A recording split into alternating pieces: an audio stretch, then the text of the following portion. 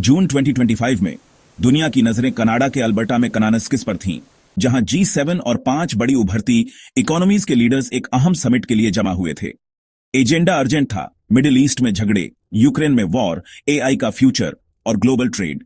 India के लिए यह समिट एक माइलस्टोन था जो वर्ल्ड स्टेज पर उसके बढ़ते इन्फ्लुएंस को दिखाता है। G7 Canada, France, Germany, Italy, Japan, UK, US, साथ ही EU ने इंडिया, ऑस्ट्रेलिया, ब्राजील, मैक्सिको और साउथ अफ्रीका को बुलाकर अपनी पहुंच बढ़ाई। कनाडा के प्राइम मिनिस्टर मार्क कार्नी ने एक प्रैक्टिकल टोन सेट की, जिसमें टेक्नोलॉजी, माइग्रेशन और एनर्जी सिक्योरिटी पर फोकस किया गया, जिसका मकसद ग्लोबल डिवीजन के बावजूद रियल प्रोग्रेस करना था। समिट की शुरुआत एक इंडिजिनस वेलकम के साथ हुई, क्योंकि 70 से ज्यादा गेस्ट और 2000 डेलीगेट्स जमा हुए थे। हर हरकत पर नए अलायंस या दरार के संकेतों के लिए नजर रखी जा रही थी। दुनिया इंतजार कर रही थी, कैनेडियन रॉकीज के दिल से डिसाइसिव एक्शन की उम्मीद कर रही थी। समिट ने ग्लोबल फ्लैश पॉइंट्स का सीधे सामना किया, जिसकी शुरुआत मिडिल ईस्ट से हुई। लीडर्स ने एक यूनिफाइड स्टेटमेंट जारी किया, ईरान को कभी न्यूक्लियर वेपन नहीं मिलने चाहिए, और डी एस्केलेशन की बात की, जबकि इजराइल के सेल्फ डिफेंस के राइट को सपोर्ट किया। यूक्रेन के प्रेसिडेंट जेलेंस्की वर्चुअली जुड़े, ज्यादा सपोर्ट की अर्ज करते हुए।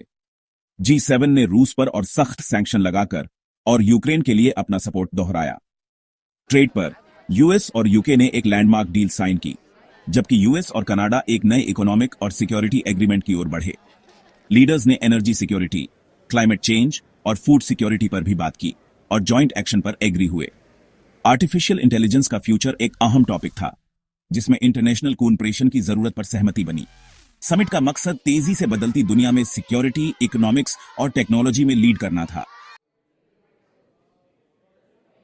G7 में इंडिया का इन्विटेशन उसके बढ़ते ग्लोबल रुतबे का एक क्लियर साइन था। प्राइम मिनिस्टर मोदी का कनाडा का यह पहला विजिट एक दशक में हालिया डिप्लोमेटिक टेंशन के बीच आया था, लेकिन इसने एक स्ट्रैटेजिक रीसेट का सिग्नल दिया। मोदी ने एनर्जी सिक्योरिटी, AI और क्वांटम टेक्नोलॉजी पर सेशंस में एक्टिवली पार्टिसिपेट किया, जिससे ग्लोबल सप्लाई चेन में इंडिया की एक अहम पार्टनर के तौर पर भूमिका पर जोर दिया गया। प्रोटेस्ट और पिछली फ्रिक्शन के बावजूद दोनों कंट्रीजों ने फ्यूचर कोऑपरेशन पर फोकस किया। मोदी की डिप्लोमेसी ने इंडिया के कॉन्फिडेंस और इन्फ्लुएंस को हाईलाइट किया। टेक्नोलॉजी और एनर्जी पर इंडिया का कंट्रीब्यूशन क्रूशियल माना गया, जिससे ग्लोबल गवर्नेंस में एक लीडिंग वॉइस के तौर पर उसकी जगह पक्की हुई। समिट का ड्रामा प्रेसिडेंट ट्रंप के जल्दी निकलने के साथ पीक पर पहुंच गया। उन्होंने मिडिल ईस्ट क्राइसिस का हवाला दिया। यह एक ऐसा कदम था जिसे एक स्नब और उनकी अमेरिका फर्स्ट पॉलिसी का एक स्टेटमेंट दोनों के तौर पर देखा गया। ट्रंप ने G7 में रूस और चाइना को शामिल करने की बात की, जिससे दूसरे लीडर्स से अनबन हुई और उन्होंने जॉइंट ईरान इजराइल स्टेटमेंट पर साइन करने से मना कर दिया, एक तरफा एक्शन को प्रेफर करते हुए। ट्रेड पर उन्होंने एक नई यूएस यूके डील और कनाडा के साथ प्रोग्रेस अनाउंस की, जिससे उनका प्रोटेक्शनिस्ट स्टैंड मजबूत हुआ। इन मूव्स ने G7 के अंदर गहरे डिवीजन दिखाए, भले ही इकोनॉमिक एग्रीमेंट्स आगे बढ़े। टेंशन के बावजूद समिट ने सिक्योरिटी, ट्रेड और टेक्नोलॉजी पर अहम डील की। जैसे ही लीडर्स रवाना हुए, एक बात क्लियर थी, जबकि पुरानी पावर्स झगड़ों से जूझ रही है, इंडिया जैसे उभरते देश ग्लोबल लीडरशिप का फ्यूचर तैयार कर रहे हैं। अगर आपको यह वीडियो पसंद आया हो तो लाइक करें, चैनल को सब्सक्राइब करें और कमेंट में बताएं कि आप किस टॉपिक पर और जानना चाहते हैं।